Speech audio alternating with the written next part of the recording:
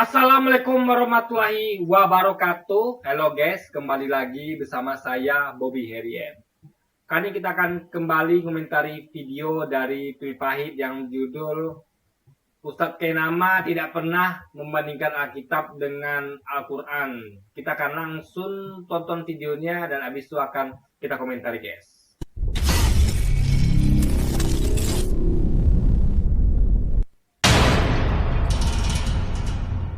Satu. Tadi di pembukaan Riko sampaikan bahwa saya sering nonton Ustadz K dan Ustadz K ini ada di posisi sebagai yang komparatif religion. Ya, perbandingan agama atau apa? Persamaan Persamaan antara atau Yahudi perbedaan. dengan Islam gitu-gitu. Sebetulnya gini, dengan segala rasa hormat ya Riko salah. Oh, Saya nggak pernah banding-bandingkan Kristen dengan Islam. Mohon maaf. Yang ketiga, Ya. yang dikandung daripada Roh Kudus. Maaf aduh, astagfirullah. Ini udah bukan distorsi lagi Ustaz. Ini penghinaan kepada Islam. Penghinaan kepada Islam. Kenapa? Yang dikandung daripada Roh Kudus. Maaf, seribu maaf. Menurut Islam, Roh Kudus itu siapa? Saya nggak banding-bandingin. Kalau komparatif yang tadi Antum bilang, iya. berarti jika kita lihat dari sini, saya enggak. Coba periksa video saya, dimanapun itu. Dua. Bentar, gini ya. Membandingkan itu adalah apa namanya? Sebenarnya gini loh, kita tuh bukan sedang apa ya? Kalau dikatakan membandingkan, artinya kan kalau saya memang membandingkan. Saya lihat bahwa dari sisi Qurannya begini, sisi Alkitab begini, gitu kan? Jadi saya melihat bahwa kita kan apa namanya? Kalau di Quran itu mengatakan bahwa misalnya apa namanya kitab-kitab sebelumnya sudah diwahyukan manusia, nah itu kita perlu mencari bukti, yaitu dengan merujuk kitab-kitab itu yang katanya telah diubah oleh manusia. Apa itu? Yaitu Taurat, Zabur, Injil, dan itu adanya di Alkitab. Nah, tapi kalau seorang kayak Ustadz Ramani mungkin metodologinya beda. Jadi dia tuh bukan metodologi perbandingan alias komparatif. Tapi metodologi adalah menunjukkan apa ya, lebih kepada bahwa sebenarnya lihat loh misalnya gitu kan. Yesus itu sebenarnya bukan Tuhan, dia nabi. Dia tuh lebih kepada dia tidak membandingkan dengan Quran dalam artian dia tuh fokus ke Alkitab. Ngerti nggak? Ya, contoh kita ulang lagi ya. Ketika dia ngomong tadi. Nih. Nah, bentar ya. Bandingkan Kristen dengan Islam. Mohon maaf. Yang ketiga, Ya. yang dikandung daripada Roh Kudus. Maaf aduh, astagfirullah. Nah, ini karena Yusuf suaminya, jadi seorang yang tulus hati dan tidak mau mencemarkan nama istrinya di muka umum, ia bermaksud menceraikannya dan diam-diam. Jadi ini semuanya adalah isi Alkitab. Dia fokus di Alkitab tanpa membandingkan dengan Quran, gitu. Jadi fokusnya itu pada Alkitab, ya kan? Nah, itu sebenarnya adalah memang begitu karena kita fokus kita adalah memang lebih ke Alkitab. Kenapa? Karena kita udah bahas Quran, ya. Kita bahas Quran hanya kalau ketika Quran kita tuh diserang. Misalnya kayak saya tuh fokus hanya ketika ada yang berkomentar, itu saya akan saya akan sampaikan bahwa Alkitabnya begini untuk membantah komentar itu gitu kan. Argumentasi itu saya bantah dengan Alkitab. Nah, cuman ketika dia coba untuk mengarah ke Quran, itu saya jelaskan baru saya pakai Al-Quran. Nah, itu maksudnya adalah tidak mengkomparasi itu. Jadi saya pun pribadi itu hanya mengkomparasi dengan Al-Quran itu, Alkitab dengan Al-Quran itu dibandingkan ketika ada yang coba-coba ya memberikan argumentasi masuk ke Quran. Mau nggak mau kita juga harus masuk ke situ. Kalau tidak ada ya kita fokus ke Alkitab. Itu maksudnya guys. Jadi fokusnya itu loh, ya fokusnya itu. Ini sama sekali nggak salah Ustadz Kenama, ya. Jadi kalau Anda tidak mau kita tuh membandingkan, ya jangan bawa Quran. Kita fokus ke Alkitab. Karena kan yang menjadi persamaan, serius perbedaan antara Islam dan Kristen itu adalah di Alkitab. Yaitu kita sama-sama mengimani Yesus, mengimani Taurat, Zabur, Injil, Musa, Daud, itu kita imani. Tapi yang beda itu adalah tentang Yesus Tuhan atau Nabi, tentang apakah kitab itu diubah atau tidak. Itu makanya kita fokus saja bahas Alkitab. Tapi ketika Anda sudah masuk ke Quran, membawa Quran, ya kita otomatis akan masuk ke area perbandingan. Jadi itu tergantung Anda juga gitu. Kalau kita fokusnya memang Alkitab, guys. Jadi itu harus perlu dipahami gitu kan. Ini udah bukan distorsi lagi, Ustaz. Ini penghinaan kepada Islam. Penghinaan kepada Islam. Kenapa? Yang dikandung daripada Roh Kudus. Maaf, seribu maaf. Menurut Islam, Roh Kudus itu siapa? Ini tidak membandingkan.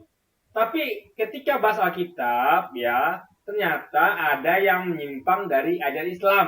Dan sesuai dengan Islam itu disampaikan gitu. Ya kan?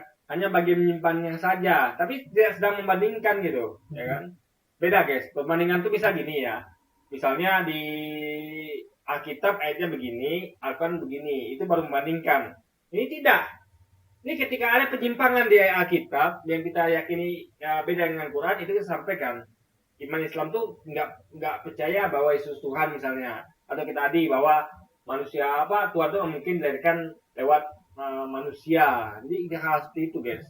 Itu bukan perbandingan namanya kan. Saya nggak banding-bandingin. Kalau kompak gitu, enggak. Silahkan silahkan perhatikan semua. Sekali lagi saya ulang, silahkan perhatikan semua video saya. Tidak ada yang saya menghina, menjelek-jelekan, mengunderestimate, insulting, degrading, nggak ada. Yang dikandung oleh Roh Kudus. Roh Kudus membuat seorang perempuan mengandung.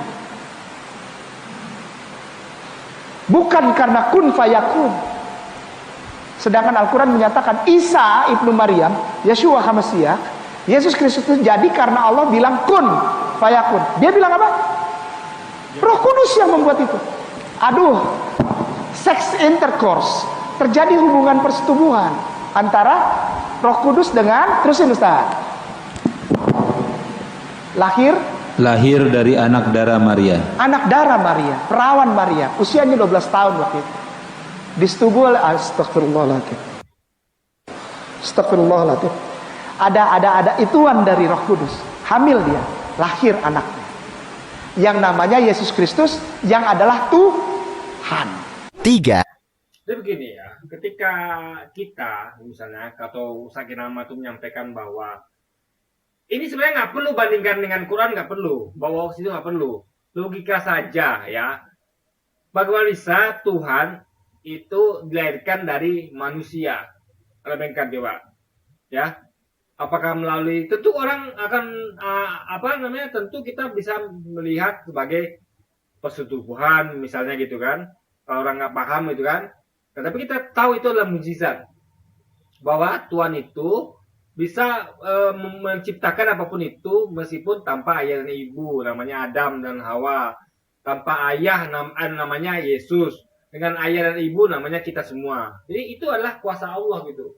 Jadi aneh kalau kuasa Allah itu malah diimani sebagai Allah itu sendiri yang lahir dari seorang wanita. Itu aneh. Padahal dia punya kemampuan untuk menciptakan makhluk yang seperti itu gitu loh. Masa dia jadi sama dengan makhluknya gitu kan? Itu yang aneh sekali. Jadi ini sebenarnya nggak malu, nggak mesti membandingkan dengan Al-Quran. Tapi logika saja. Jadi Ustaz Nama itu sedang ngomong tentang logika gitu. Kebetulan logika itu masuk dengan bab Quran. Itu kun fayakun gitu. Jadi sama kayak pengen bilang bahwa Tuhan itu maha kuasa, nggak perlu dia tuh seperti itu. Cukup bilang jadilah, maka jadilah Yesus gitu ya kan. Dan setiap saya kutip ayat Bible, saya tidak pernah bilang itu salah. Mohon maaf. Yang ketiga, yang dikandung daripada Roh Kudus. Maaf, aduh, astagfirullah. Ini udah bukan distorsi lagi, Ustaz. Ini penghinaan kepada Islam. Penghinaan kepada Islam. 4. Nah, sepotong dulu ya. Gini ya, Gini ya, jadi kayak nama ini ya, sebagian besar dia meyakini isi Alkitab. Justru karena meyakini itulah makanya dia memakai Alkitab untuk dalil, ya, untuk hujahnya dia. Sama kayak saya. Nah, saya percaya isi Alkitab sebagian besar ya, tapi nggak seluruhnya. Ya, saya meyakini justru dari dalil itu kita meyakini bahwa Yesus bukan Tuhan, bahwa tidak ada penyeliban dan sebagainya.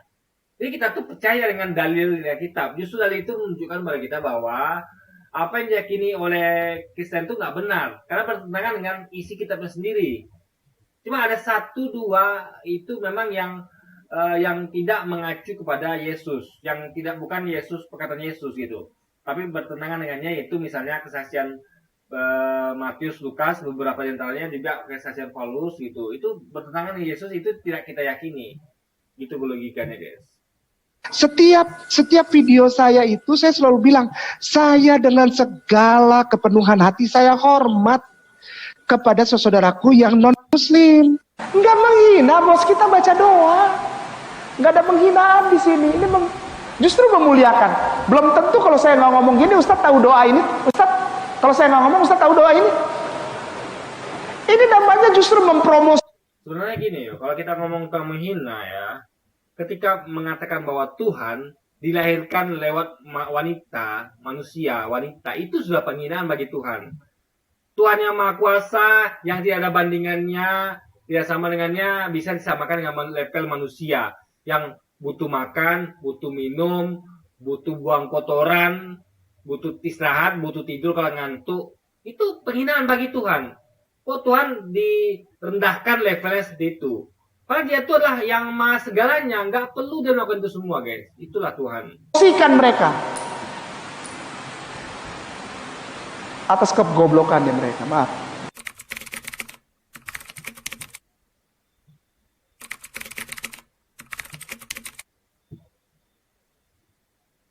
Sekali lagi nama saya Kainama. Begini loh, kadang-kadang kita ngomong kepada orang yang sudah jelas nggak bisa bedakan mana manusia, mana Tuhan, gitu kan? Bahkan dikasih dalil pun yang jelas di kitab mereka sendiri pun masih ngeyel, gitu kan? Nah, jadi kadang-kadang ada orang tuh yang keceplosan, gitu kan? Saya memang kurang setuju dengan mengatakan goblok segala macam itu, tapi namanya manusia tuh ya punya khilaf, gitu kan? Nah, yang penting adalah gini loh, kita sebenarnya mikir ya, kenapa kok orang ini ya yang biasanya sabar itu bisa keceplosan? Itu tandanya kita tuh sudah ada sesuatu yang salah pada diri kita. Harusnya kita tuh introspeksi, guys, gitu. Ini beda dengan orang yang dari awal tuh goblok-goblokin. Ya, saya sering temukan itu di komentar saya. Ya, ketika dia komen pertama dia langsung bilang saya tuh goblok. Tahu apa poin saya? Dia nonton video saya, lalu ngomong di bawah tuh goblok gitu. Harusnya gini, dia nilai saya dari video saya, lalu kita berdebat di kolom komentar, gitu. Setelah berapa kali patah kata, berapa kali argumentasi, baru dia bisa nilai. Dari awal dia berkata kotor, nah itu yang nggak boleh, ya. Jadi saya menilai bukan saya yang salah, memang dia aja sifatnya begitu. Ketika tidak sesuai dengan imannya, kepercayaan dia langsung berkata kotor. Nah itu nggak boleh. Tapi kalau kayak Ustaz Kenama yang sudah menyampaikan beberapa kali tapi nggak juga mau dengar, sedangkan orang ini aja komentar ke saya baru sekali masuk langsung goblok-goblokin saya misalnya. Nah itu jelas bukan saya yang salah. Memang apanya memang begitu, mentalnya memang mental orang ini kasar, guys. Ngomongnya tuh memang kasar, gitu, kotor ngomongnya. Nah, tapi kalau ada orang yang dia pertama dengan kita tuh ngomongnya santun, berusaha sabar, kayak nama kan ngomongnya sabar, dakwah. Tapi kalau udah menunjak kebangetan gitu kan, udah beberapa kali kita bertukar argumentasi tapi udah jelas-jelas kita sampaikan dalilnya, bahkan di kitabnya sendiri, tapi dia masih ngeyel, ya kadang-kadang keluarlah kata-kata mutiara itu kan. Nah, tapi itu lebih baik dibandingkan dari awal masuk kayak di kolom komentar saya langsung goblok-goblokin orang. Itu saya misalnya, itu nggak boleh. Itu kita bisa langsung judge bahwa ini orangnya memang nggak beres ini orangnya. Kok bisa aja belum kita lagi berargumentasi gitu kan, belum lagi kita tuh ya nonton video saya mungkin sekilas gitu kan, nggak nonton full, dia tidak memahami apa yang saya bilang karena memang nonton nengok judul kan dia langsung komen, guys. Nah itu masalah gitu kan. Jadi kalau Anda langsung di awal begitu, berarti bukan orang itu yang goblok, ya. Tapi Anda memang nggak bisa menerima aja. Ada yang berapa orang yang berbeda dengan iman Anda gitu. Tapi kalau Anda sudah lewat argumentasi, ya level Anda tuh, Anda sudah sampaikan semuanya. Bahkan Anda pakai dalil di kitab sendiri dan pakai dengan akal dan logika, tapi dia masih ngeyel. Nah, itu baru kadang-kadang keceplosan. Dan itu lebih baik dibandingkan dari awal Anda masuk ke kayak di channel itu saya langsung masuk kolom komentar dan langsung menghina-hina. Itu nggak boleh, guys. Itu berarti memang ada sesuatu yang salah dengan Anda. Bukan kita yang salah. Anda yang subsidi. Kenapa kok Anda sebegitunya? Hanya karena beda pendapat langsung Anda menghina orang itu. Oke, jadi mungkin ini karena selanjutnya saya bisa tebak ya. Kayaknya ini kayak gini-gini aja nih kan. Pengulangan ya sudahlah. Kita sudahi video ini sampai sini ya guys ya. Jadi mungkin sekian dulu video kita kali ini dan sampai jumpa lagi di video-video selanjutnya. Dan wassalamualaikum warahmatullahi wabarakatuh guys.